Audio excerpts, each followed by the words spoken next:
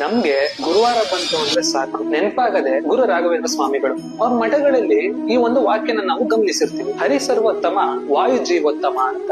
ಏನಿದ್ರ ಅರ್ಥ ಅಂತ ಈ ವಿಡಿಯೋದಲ್ಲಿ ತಿಳ್ಕೊಳ್ಳೋಣ. ಹರಿಯನ್ನ ಯಾಕೆ ಸರ್ವೋತ್ತಮ ಅಂತ ಹೇಳಿದ್ರು? ಹರಿಯನ್ನ ಸರ್ವೋತ್ತಮ ಅನ್ಲಿಕ್ಕೆ ನೂರಾರು ಕಥೆಗಳು ಚಾಲ್ತಿಯಲ್ಲಿದೆ. ಅದರಲ್ಲಿ ಮುಖ್ಯವಾಗಿ ಉತ್ತಮ ಅಂತ ಗುರುಸ್ಲಿಕ್ಕೆ ಹಣದಿಂದ ಆಗಿರ್ಬೋದು, ಶಕ್ತಿಯಿಂದ ಆಗಿರ್ಬೋದು ಮತ್ತು ಯಶಸ್ಸಿನಿಂದ ಆಗಿರ್ಬೋದು. ಹಣದಿಂದ ನೋಡೋದಾದ್ರೆ ಲಕ್ಷ್ಮಿಯೇ ಅವನ ದಾಸಿ, ಶಕ್ತಿಯಿಂದ ನೋಡೋದಾದ್ರೆ ನಾರಾಯಣನಿಗೆ ಯಾರು ಕೂಡ ಎದುರಿಲ್ಲ. ಇನ್ನ ಯಶಸ್ಸಿನಿಂದ ನೋಡೋದಾದ್ರೆ ಅವನು ಒಂದು ಸರಿ ಮಾತು ಕೊಟ್ಟ ಅಂತ ಅಂದ್ರೆ ಎಂದಿಗೂ ಮಾತು ತಪ್ಪದೆ ತನ್ನ ಭಕ್ತರನ್ನ ಯಶಸ್ಸಿನ ದಾರಿಯಲ್ಲಿ ಕರೆದುಕೊಂಡು ಹೋಗ್ತಾನೆ. ಇನ್ನ ಕತೆ ಕಡೆ ಬರೋದಾದ್ರೆ ಭೂಲೋಕದಲ್ಲಿ ಋಷಿಗಳೆಲ್ಲ ಸೇರಿ ಒಂದು ಯಜ್ಞಗಳನ್ನ ಮಾಡ್ತಿರ್ತಾರೆ. ಭೃಗು ಋಷಿಗಳೇ ಮುಖ್ಯವಾಗಿ ನೇತೃತ್ವವನ್ನ ವಹಿಸಿರ್ತಾರೆ. ಆಗ ಋಷಿಗಳೆಲ್ಲ ಸೇರಿ ನಿರ್ಧಾರ ಮಾಡ್ತಾರೆ, ಈ ಸಮಗ್ರವಾಗಿ ಮಾಡಿದಂತ ಯಜ್ಞದ ಹವಿಸ್ಸನ್ನ ಯಾವ ದೇವತೆಗೆ ಅರ್ಪಿಸೋದು ಅಂತ.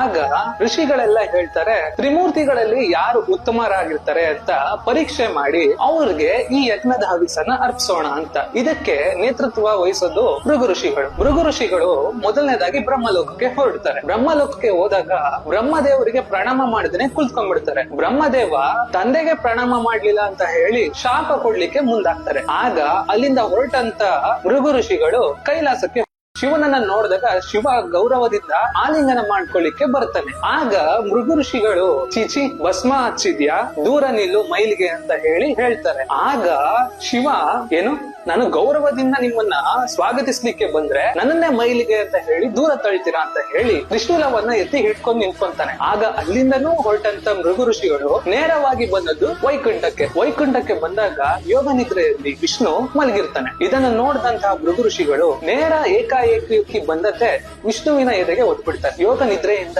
ಎದ್ದಂತಹ ವಿಷ್ಣು, ಅಯ್ಯಯ್ಯೋ ವಜ್ರದಂತಹ ನನ್ನ ಎದೆಗೆ ಒದ್ದಿದ್ರ ನಿಮ್ ಕಾಲಿಗೆ ಎಷ್ಟು ನೋವಾಯ್ತೋ ಏನೋ ಅಂತ ಹೇಳಿ ವಿಷ್ಣು ಮೃಗು ಋಷಿಗಳ ಕಾಲನ್ನ ಒದ್ಲಿಕ್ಕೆ ಶುರು ಮಾಡ್ತಾನೆ. ಆಗ ಭೃಗು ಋಷಿಗಳು ಕೋಪ ಬರುವಂತಹ ಎಲ್ಲಾ ಸಾಧ್ಯತೆ ಇದ್ರೂ ಕೂಡ ನೀನು ಕೋಪಿಸ್ಕೊಳ್ಳಿಲ್ಲ, ತ್ರಿಮೂರ್ತಿಗಳಲ್ಲಿ ನೀವೇ ಶ್ರೇಷ್ಠ ಅಂತ ಹೇಳಿ ಭೂಲೋಕಕ್ಕೆ ಹೊರಡ್ತಾರೆ. ನಾವು ವಿಷ್ಣುವಿನ ಎದೆಯಲ್ಲಿ ಏನು ಶ್ರೀವತ್ಸ ಚಿಹ್ನೆಯನ್ನ ನೋಡ್ತೀವೋ ಅದು ಭೃಗು ಋಷಿಗಳು ಓದಂತಹ ಗುರುತು. ಇದು ಹರಿಯ ಸರ್ವೋತ್ತಮತ್ವಕ್ಕೆ ಒಂದು ಕಥೆ ಆಗಿದೆ. ಮುಂದಿನ ವಿಡಿಯೋದಲ್ಲಿ ವಾಯು ಜೀವೋತ್ತಮ ತತ್ವದ ಬಗ್ಗೆ ತಿಳ್ಕೊಳ್ಳೋಣ. ಜೈ ಶ್ರೀರಾಮ್.